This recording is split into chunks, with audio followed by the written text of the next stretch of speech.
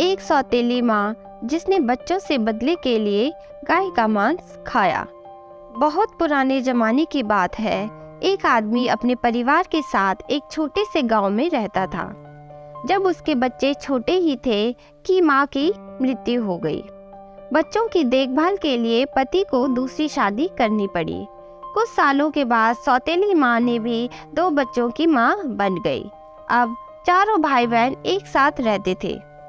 कुछ समय के बाद सौतेली माँ एकदम बदल गई। वह अपने बच्चों को अच्छा खाना खिलाती थी, अच्छे रंगीन कपड़े पहनाती थी और सौतेले बच्चों को पुराने कपड़े पहनाती थी। कुछ दिनों बाद सौतेली माँ ने उन्हें सूखी रोटी देकर गायों के ग्वाला भेजना शुरू कर दिया। अब वे दिन भर ग्वाला जाते और भूखे प्यासे शाम को घर आते थे। ऐसे समय में उन्हें अपनी माँ की बहुत याद आती थी। एक दिन दोनों बच्चों ने अपने हाथ की सूखी रोटी अपनी काली गाय को देते हुए कहा, माँ, तुम हम पर ऐसी ही दया करो जैसे हमारी माँ हम पर करती थी। इतना कहना था कि गाय के थनों से दूध निकल आया। दोनों बच्चों ने खुश होकर भरपेट दूध पिया। अब वे रोज हाथ की रोटी से उसे देते और गाय उन्हें भरपेट दूध पिलाती थी।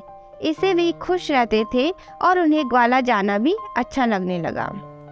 कुछ ही दिनों बाद सौतेली माँ ने बच्चों के चेहरे में लाली देखी तो आश्चर्य में पड़ गई।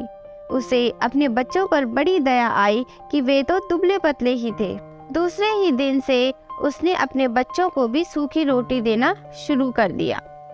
2-3 सप्ताह बाद उसने देखा कि बच्चे हट्टे कट्टे होने के बदले कुछ ज्यादा ही दुबले पतले दिखाई देने लगे थे।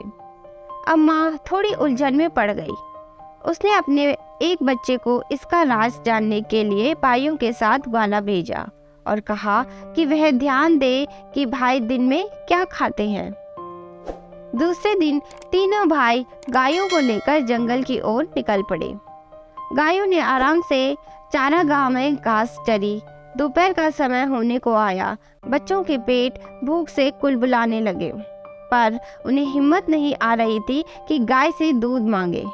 उन्हें डर था कि उनका सौतेला भाई माँ से चुगली न कर दे। भूख सहन से बाहर होने पर वे भाई से बोले कि हमारी काली गाय हमें दूध देती है, इसी से हम अपनी भूख मिटाते हैं। यह बात तुम किसी को मत बताना। भाई ने कहा, मैं इस बात को किसी से नहीं कहूँगा, चिंता मत करो। अब दोनों भाई खुश हुए और अपने रोटी गाय को देते हुए बोले, ओ प्यारी माँ, हम पर ऐसी दया करो जैसी हमारी माँ हम पर करती थी। ऐसा सुनते ही गाय ने तीनों भाइयों को पेट भरकर दूध पिलाया। शाम होने पर तीनों भाई गायों को लेकर घर आए तो माँ ने अपने बेटे से पूछा, तुमने चारागाह में क्या खाया? बेटे ने कहा, हमने वही खाया जो तुमने हमें दिया था। वह तो ऐसा भी नहीं था जैसा खाना कुत्तों को मिलता है। ऐसा सुनकर माँ को बड़ा बुरा लगा। दूसरे दिन उसने भाइयों के साथ बेटी को भेजा और कहा कि वह ध्यान से देखे कि दोनों भाई क्या खाना खाते हैं। अब बेटी भाइयों के साथ चारागाह में गई। दोपहर होने को आई।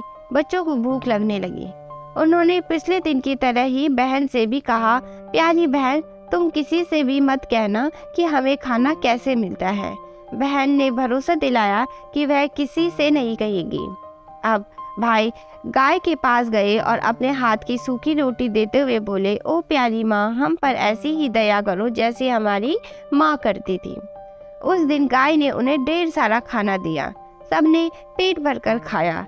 लड़की ने थोड़ा सा खाना अपनी चुन्नी में छिपा लिया। घर पहुंचते ही माँ ने पूछा कि तुमने चारागाह में क्या खाया? बेटी ने उत्तर दिया, मेरी चुन्नी से पूछो, मुझसे नहीं। माँ ने चुन्नी देखी तो उसमें खाना था। माँ ने पूछा, यह कहाँ से आया?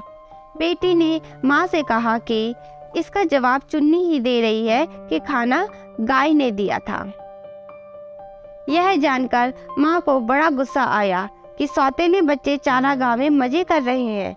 उसने उनकी काली गाय को ही मारने की ठान ली। उसने बीमार होने का बहाना करके वैद्य से कहा कि वह उसके पति से कहे कि काली गाय का मांस खाकर ही वह अच्छी हो सकती है। वैद्य ने ऐसे ही किया। उसके पति को कहा कि उनके घर की काली गाय को ही मारना होगा। बाप ने तुरंत ही बच्चों को समाचार भेजा कि माँ को बचाने के लिए उन्हें काली गाय को मारना होगा। उसे लेने वे चारागाह में आ रहे हैं। यह सुनकर दोनों बच्चे गाय को गले में हाथ डालकर रोने लगे।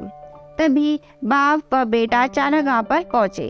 उन्होंने गाय के गले से लिपटे बच्चों के हाथों को हटाकर उन्हें दूर किया और घर को चल पड़े।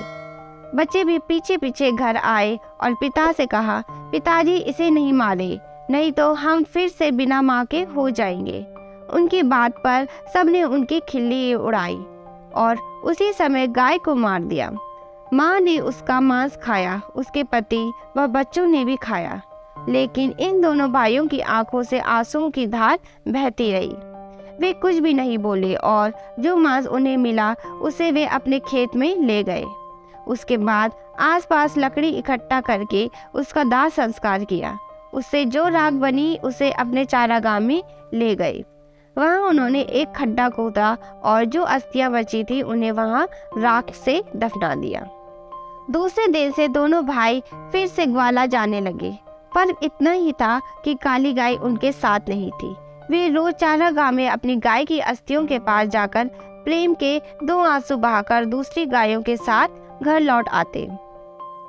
एक दिन हमेशा की तरह वे चारागाह में पहुंचे तो देखा कि अस्थियों की जगह पर एक सुंदर एलोवेरा का पौधा खड़ा था।